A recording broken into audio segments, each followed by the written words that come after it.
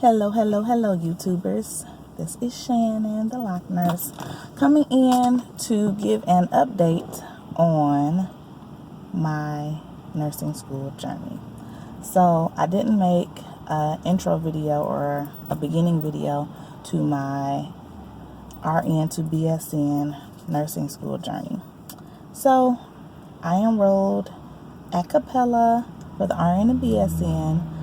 As my employer sent out an email communication, I inquired and learned about what they had to offer, tuition incentives, things like that. So I decided to do it. I was on the fence about getting the BSN because in my area here in Detroit, there's only one health system that requires you to sign like a contract to get your BSN within 3 years. Mine isn't one of them. The previous one I worked at isn't. So I was on the fence. But for personal reasons and for longevity, because I probably won't want to go back. Who knows what the future holds, because I didn't think I would want to go back for this. So I'm enrolled. November 4th was my FlexPath start date. They let you in a few days prior. My first session, I took 4 classes, which was FlexPath Nursing 4000, 4010, 420, and the ethics class I did ethics in healthcare. So I completed that within my first billing session. And for FlexPath, it's kind of like subscription based. So I'm hoping to complete the entire program in 2 billing sessions, which will be 6 months-ish. So we are so snowy here in Detroit. Let me show you. Okay, we got people doing the snow. Yeah, it's going down. So I'm waiting on my client to call me back because I'm currently in the field working. Still at the mommy baby nursing job, doing home visits. So I just wanted to give a midway breakthrough. So I just completed my first billing cycle, and I'm just started my second billing cycle, which I am in 4030 is the class. And I just wanted to do a quick go round of how I prepare. In total, I needed 9 classes, including the capstone. So I completed 4 of the 9 classes in my first session, and I had a death in the family right in the middle. So I started last week and it was rough. But I did complete the class. I know that's what my uncle would have wanted me to do, and to focus all while providing care to my loved ones. So I completed my first assessment for 4030. And what I try to do is complete a class within a 2.5 week span. So I work full time Monday through Friday. I do have a contingent job. I haven't filled in at my contingent job in the last 2 months though, as there hasn't been a need, because I do need the time to study. My daughter's in school, got a husband, family. So yeah, I knew I wasn't going to complete the program in 3 months. I have saw a few people comment things like that. We do have a support group that, oh my goodness, has been working wonders for me, just explaining things. I haven't written papers in a while. I'm in my 30s. Like, it's just, I'm like, what are they expecting here? But yeah, the group on social media has been awesome. And it's just other students who have been through it and know what to expect. So my typical starting an assignment, I'm on assessment.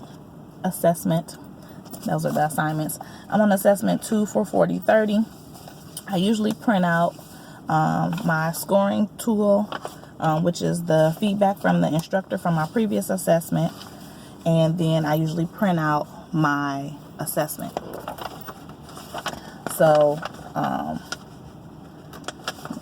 just so I'll know and have reference to the previous assessment, because they kind of piggyback off of each other and you build off of it. So what I do is I print out the assessment instructions. So that's this sheet.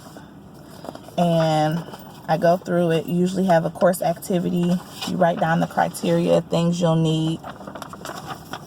And then I print out, you can do non-performance, which you don't want, basic, proficient, and distinguished. So I usually highlight the criteria that will get me a distinguished rating.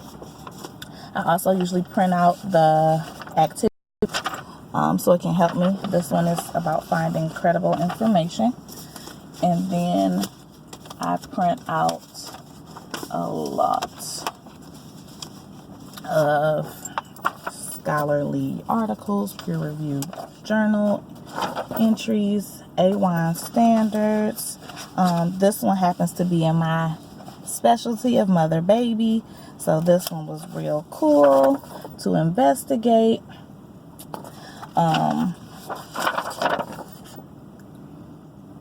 Lots of different articles. This one of the criteria was adopting an evidence-based practice model to facilitate change. Boom, found that. This is to help you implement whatever you're researching. I got many different. I print out more than needed. This assessment calls for 3 to 5 scholarly articles. I print out more than needed. That way, if I find that an article is not what I'm looking for, then I can toss it.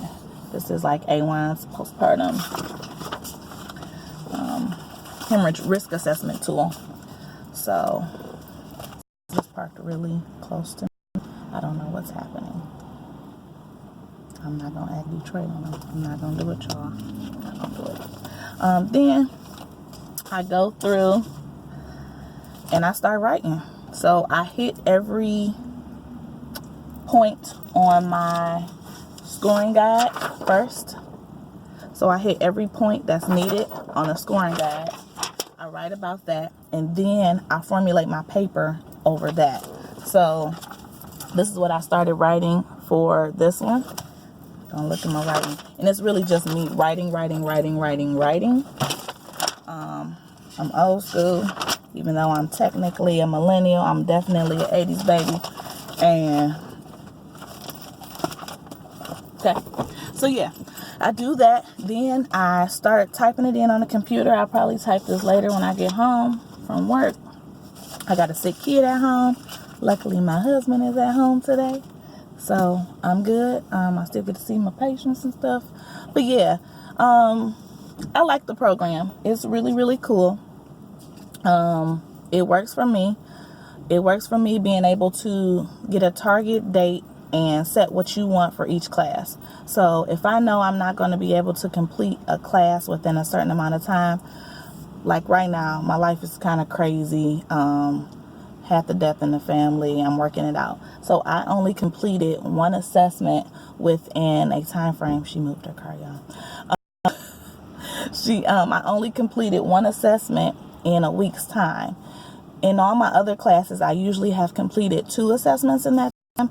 But it's like, come on, Shan, life is going to happen. Don't stress yourself out. You got this.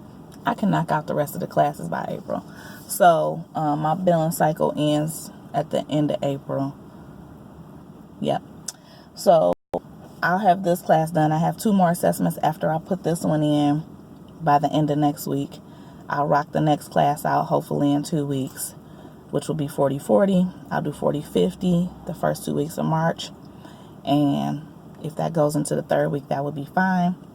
And then 40-60 will be the last class, before capstone, I do believe. I'm not looking at my computer or anything. And then capstone, which hopefully I can knock out quickly. I'm not trying to knock out a class in a week. It's not happening for me. I know my life. I know what I can handle. This is smooth though. It is doable. It's definitely doable for a wife, a mommy, a full-time nurse. It's cool.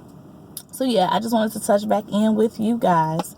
I didn't make an intro video with me jumping into the program, but I decided to do it just based off where I am at in life, where I am in my career. I've been a nurse since 2015. I've done 2 nursing programs since that time, my LPN and my RN.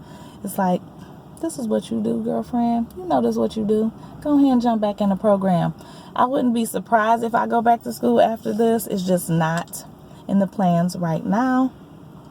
So yeah, I just wanted to give you guys some insight into Capella's RN to BSN and a typical assessment and how I complete it.